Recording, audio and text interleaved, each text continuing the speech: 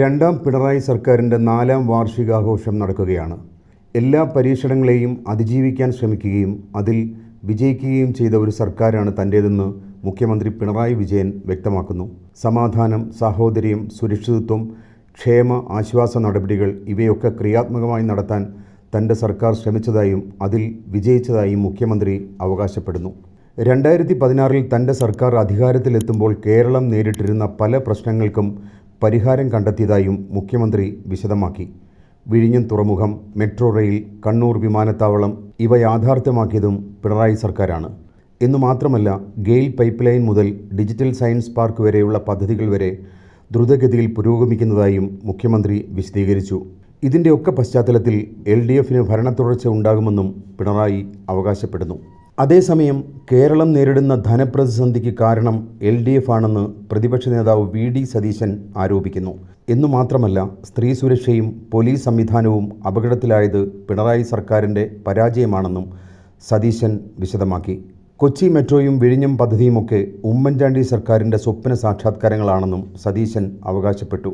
ആരോഗ്യരംഗം ഉൾപ്പെടെയുള്ള പല മേഖലകളിലും വലിയ പ്രതിസന്ധിയാണെന്നും പ്രതിപക്ഷ നേതാവ് വിശദീകരിക്കുന്നു. ഭരണപക്ഷ നേതാവെന്ന നിലയിൽ പിണറായി വിജയനും പ്രതിപക്ഷ നേതാവെന്ന നിലയിൽ VD സതീശനും വ്യത്യസ്ത അഭിപ്രായങ്ങൾ പറയുന്നതിൽ അത്ഭുതമില്ല.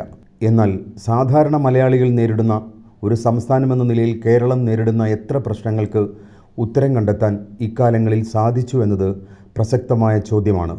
പ്രിയപ്പെട്ട മുഖ്യമന്ത്രി, താങ്കൾ അവകാശപ്പെടുന്ന നേട്ടങ്ങളിൽ പലതിലും ക്രിയാത്മകമായി ഇടപെടാൻ ഈ സർക്കാരിന് സാധിച്ചിട്ടുണ്ട് എന്നത് നേരാണ്.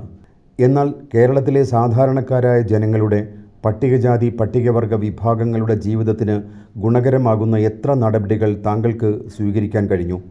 ആത്മവിശ്വാസത്തോടെ അവർക്ക് പോലീസ് സ്റ്റേഷനുകളിലും സർക്കാർ ഓഫീസുകളിലും പ്രവേശിക്കാൻ സാധിക്കുന്നുണ്ടോ? നിത്യോപയോഗ സാധനങ്ങളുടെ വില നിയന്ത്രിക്കാൻ എത്രമാത്രം സാധിച്ചു? സമ്പന്നരുടെ ജീവിതം മികച്ചതാകുമ്പോൾ താണു പോകുന്നത് സാധാരണക്കാരുടെ ജീവിതമാണ്. അവരുടെ കൈപിടിച്ചുയർത്തുന്നതിനും ആത്മവിശ്വാസമുള്ളവരാക്കുന്നതിനും എന്ത് ശ്രമമാണ് നടന്നിട്ടുള്ളത്? പിണറായി സർക്കാരിന് ഒരു ഭരണ തുടർച്ച ഉണ്ടായേക്കാം. ആ 3 വിജയങ്ങളുടെയും ശില്പി താങ്കളാണെന്ന് അവകാശപ്പെടാം. എന്നാൽ ചരിത്രത്തിൽ താങ്കൾ ഭരിച്ച വർഷങ്ങളല്ല, ആ വർഷങ്ങളിൽ മലയാളിയുടെ ജീവിതവും സാംസ്കാരിക അന്തരീക്ഷവും എത്രമാത്രം ഉന്നതി നേടി എന്നതിനെ ആശ്രയിച്ചായിരിക്കും ചരിത്രം താങ്കളെ വിലയിരുത്തുക.